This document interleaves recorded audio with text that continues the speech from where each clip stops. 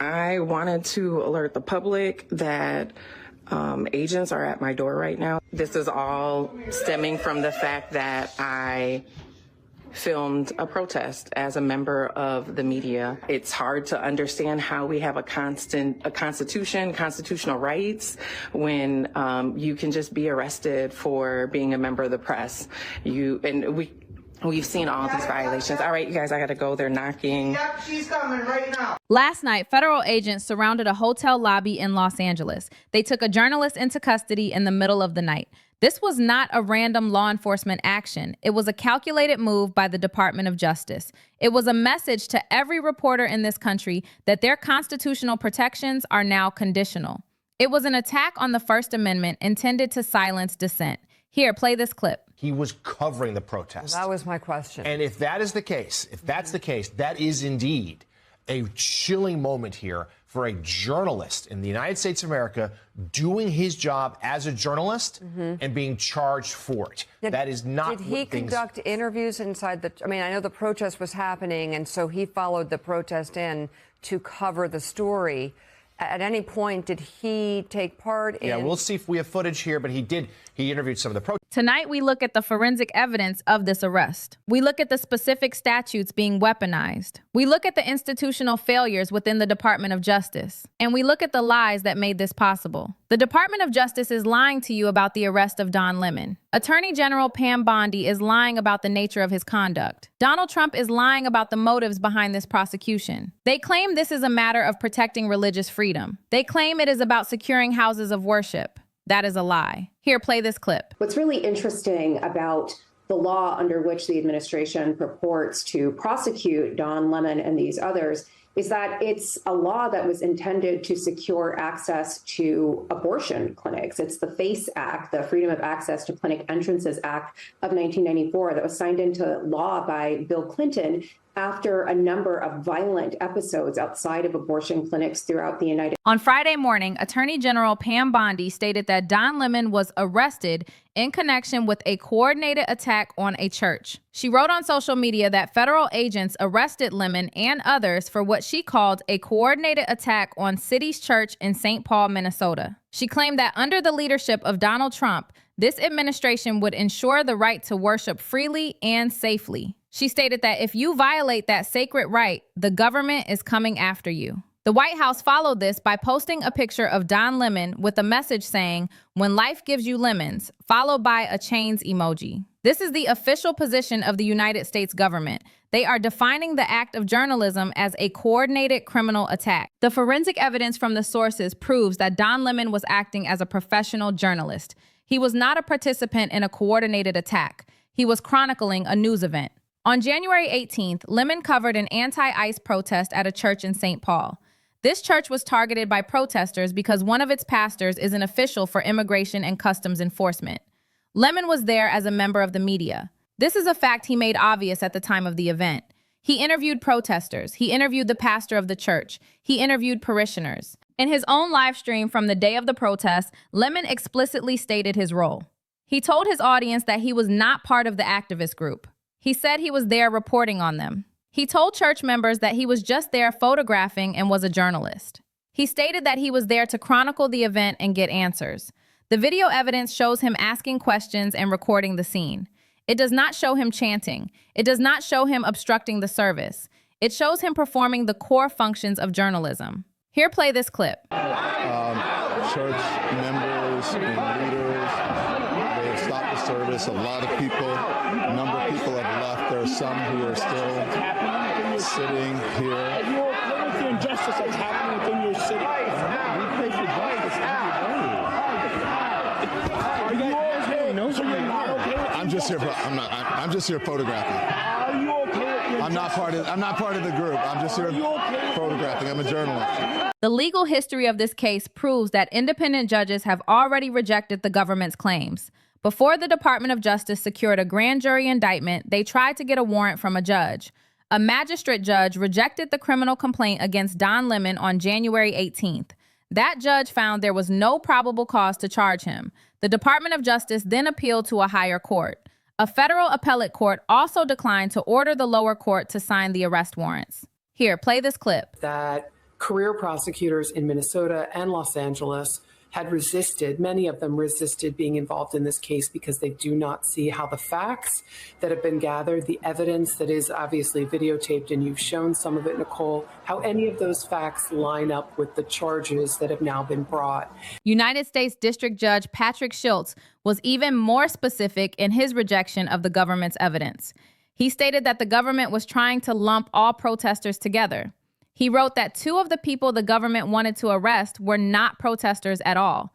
He identified them as a journalist and a producer. Judge Schultz wrote that there is no evidence that those 2 engaged in any criminal behavior or conspired to do so.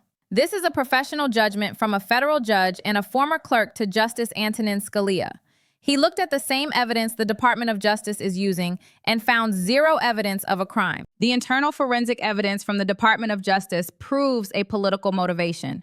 Career prosecutors in both Minnesota and Los Angeles refuse to be involved in the case. These are nonpartisan officials who follow the evidence. They refuse to sign the indictment because they believe the facts did not support the charges. They saw that the evidence did not line up with the requirement for use of force or threats of force.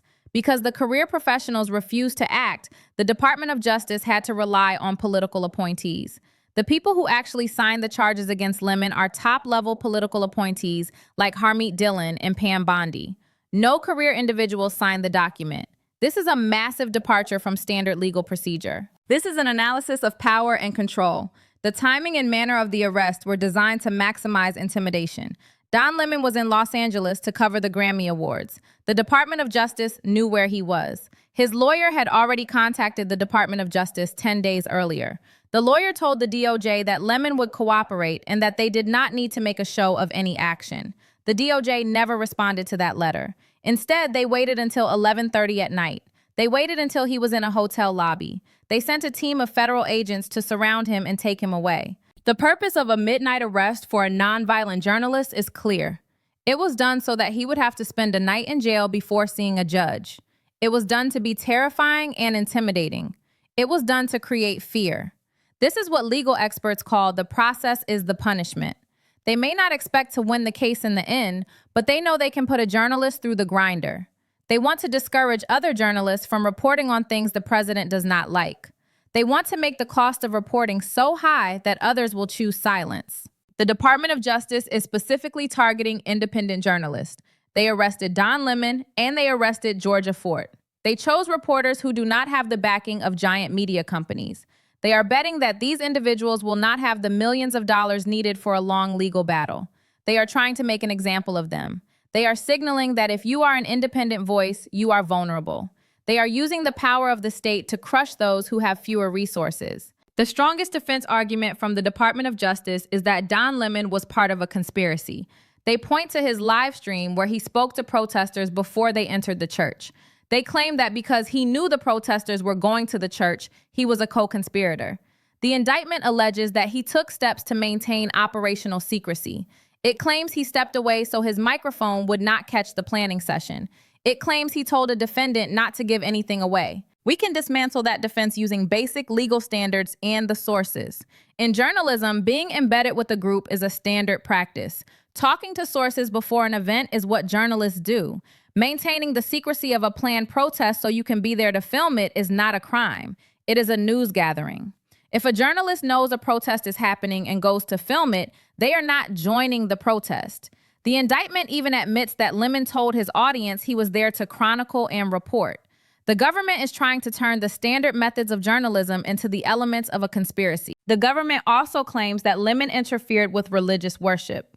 They used the Freedom of Access to Clinic Entrances Act. This is known as the FACE Act.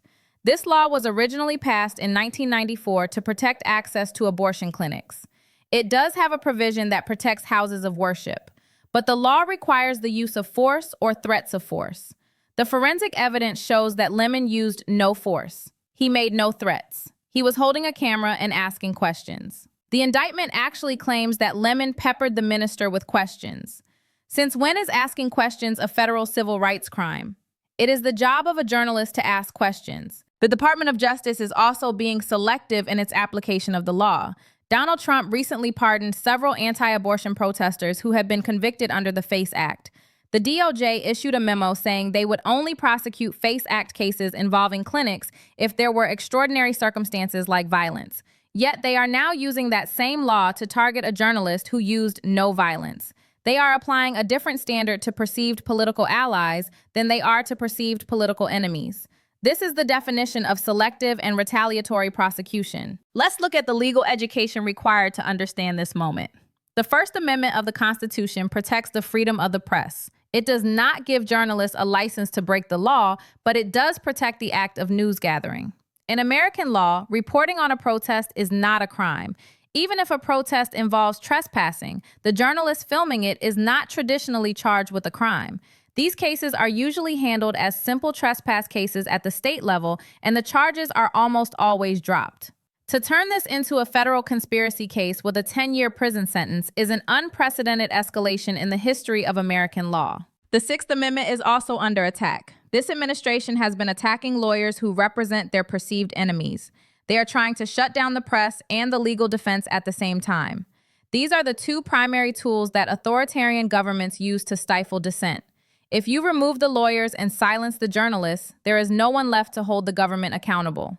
This is a pattern we have seen in history. It is a pattern we are seeing now in the United States. The professional judgment on the fitness of this administration is clear. This is an administration that views the press as the enemy of the people. Donald Trump has a long history of hostility toward Don Lemon. He has criticized him on social media for years. He has called for his imprisonment. He has called Lemon's reporting terrible. This animus is a legal problem for the government. It suggests that the prosecution is not about the law, but about vengeance. It is a selective prosecution based on political disagreement. The administration is using the Department of Justice as a political weapon. They are targeting people on a perceived enemies list. This list includes journalists like Lemon and Fort.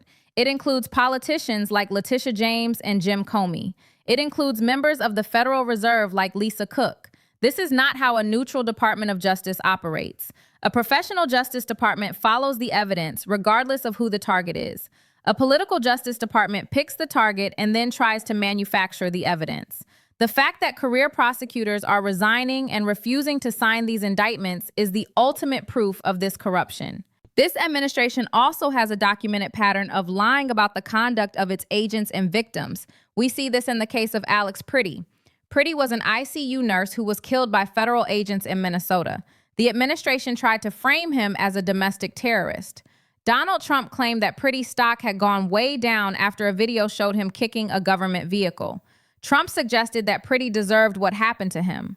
But the evidence showed that Priddy was licensed to carry a gun and was killed while attempting to drive away. We see the same pattern of lying from the vice president. J.D. Vance shared a story about federal agents being mobbed and locked inside a restaurant in Minneapolis. He claimed the local police refused to help them. But the manager of that restaurant and the local police department both debunked the story.